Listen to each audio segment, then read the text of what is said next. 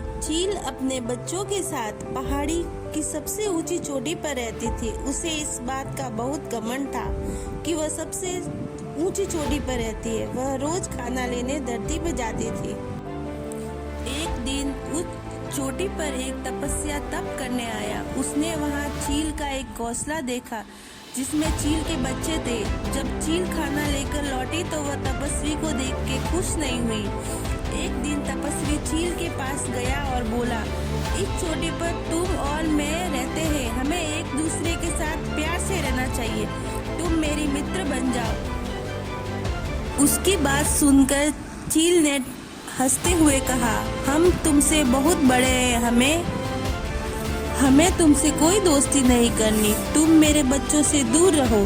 तपस्वी चील की बात सुनकर बहुत दुखी हुआ। उसे चील का यह घमंड अच्छा नहीं लगा। वह अपने जगह पर लौट गया और वह अपने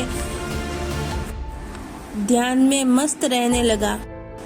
एक दिन तपस्वी ध्यान में बैठा था तो उसे चील के बच्चों को रोने की आवाज सुनाई दी। पहले तो वह चुपचाप लगी, तो वह चील के घोंसले के पास गया और वहां जाके उसने देखा कि चील घोंसले में नहीं है। उसे समझ आ गया था कि बच्चे भूख से रो रहे हैं।